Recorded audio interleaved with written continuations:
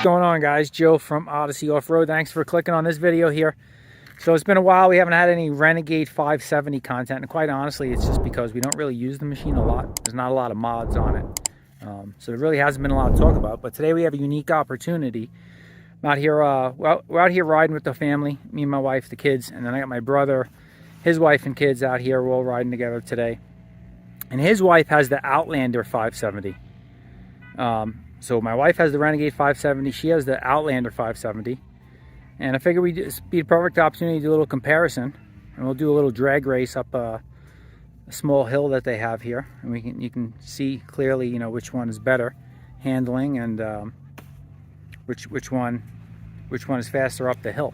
Now, we'll say up front is the Renegade has a tune on it. I don't think it added much power, in all honesty, you know, driving it before the tune and after, but it did help it with the lean running condition.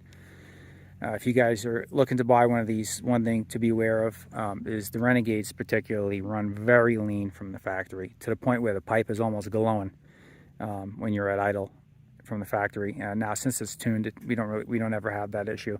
It also runs about, on average, 10 degrees cooler than it was prior to the tune. They just ship very lean.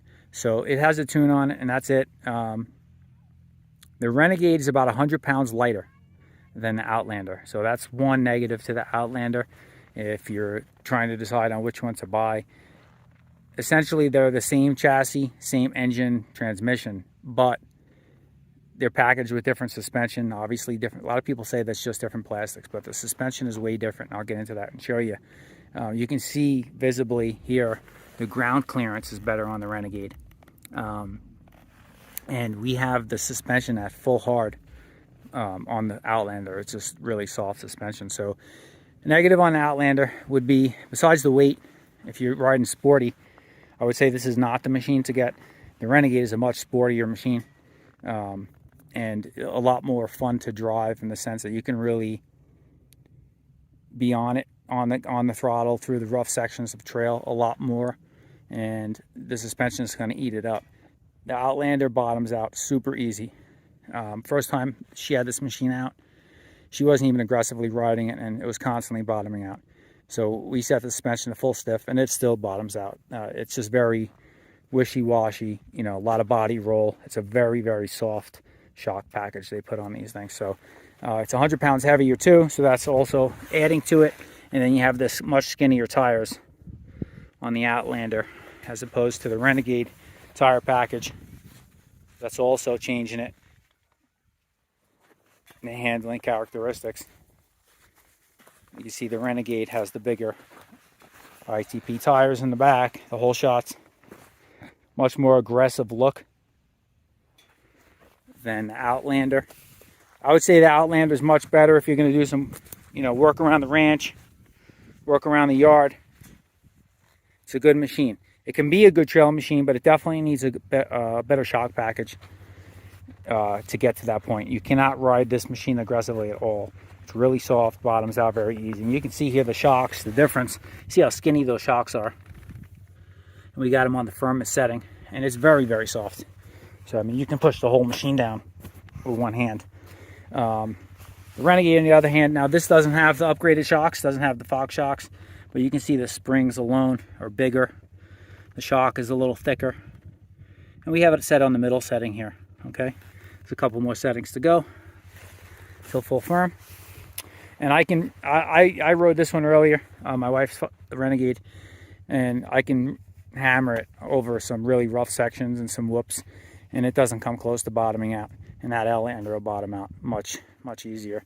You can see here, looking at it head on, the way it sits, ground clearance wise and suspension travel, it's just not the same. They're two totally different machines. You know, chassis is the same, engine is the same. That's really where it stops. They're designed for two different purposes. I personally like the Renegade better. The Outlander, it's a good machine, don't get me wrong, but it needs some upgrades if you're going to want to really beat on the trail.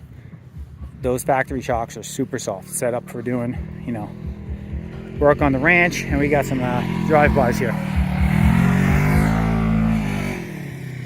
It's a little busy here this weekend. But let me insert a video here. We drag raced them up the hill. My wife was driving the Renegade, and my brother was driving the Outlander. So 570 versus 570. Renegade's way faster up the hill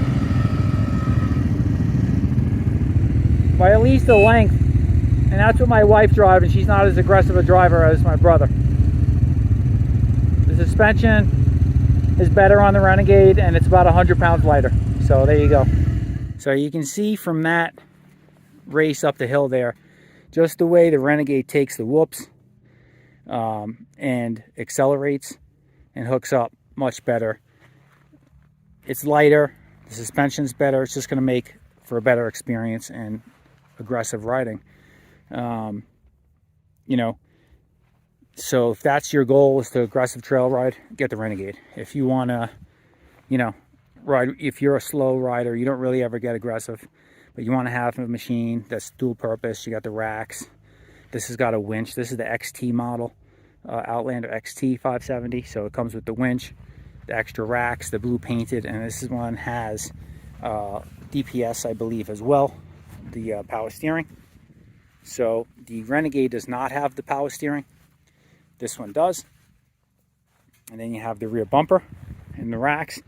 The Outlander's cool too, but you got a little storage, you know, so you got that. You can carry some tools, carry some gloves, you know, whatever it is you want to put in there. And it's pretty decent size. You can keep some stuff in there, a couple water bottles, or you can even put a big cooler on the top with the Canam Link system. Up here, it's got the spots for that. So that's nice. With the Renegade, you know, you're not really getting that. Again, this is more set up for sportier riding. You know, they do make a rack that you can put here. You take these off, and there's some extensions that come up, and they sell a rack that you can put across. If that's what you want. If you want a Renegade and then have the rack at the back too to carry a big cooler, you can set it up that way if you want to. You can see here from the controls, they're very similar. This has the button for the DPS, but just works as the reverse override. There's no DPS on this unit, whereas the Outlander XT has the DPS. Okay, and then you can just set your DPS settings there. It comes up on the screen for medium, firm, or low input settings for the power steering. And I mean, power-wise, they're fairly similar. I think the weight kills the Outlander, and the suspension, as far as really getting after it, you can't get after it as hard. So you can just punch the throttle on the Renegade and just hold on, and it'll just pull you up.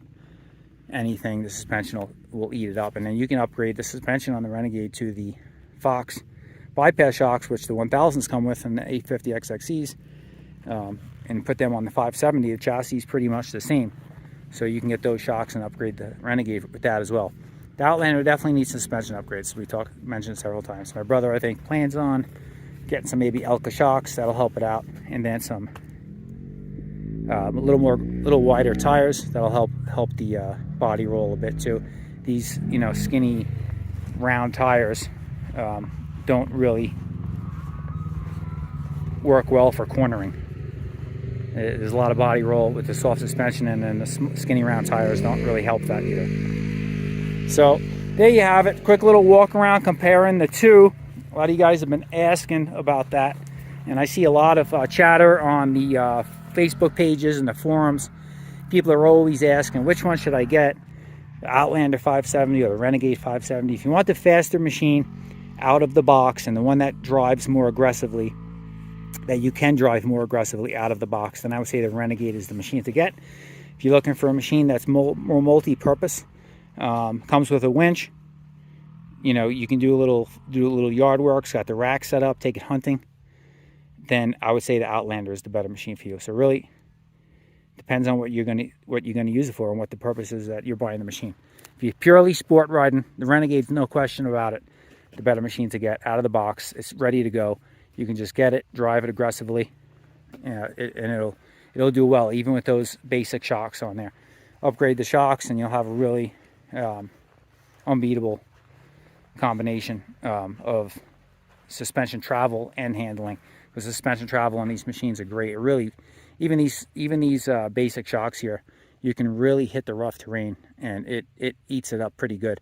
On the Outlander, you'll be bottoming out fairly easily. So there you have it, guys. Thanks for tuning in to this quick little walk around here, comparing the two 570s. If you guys have any questions, comments, leave them below. I'll try to answer you all, and we'll see you on the next video.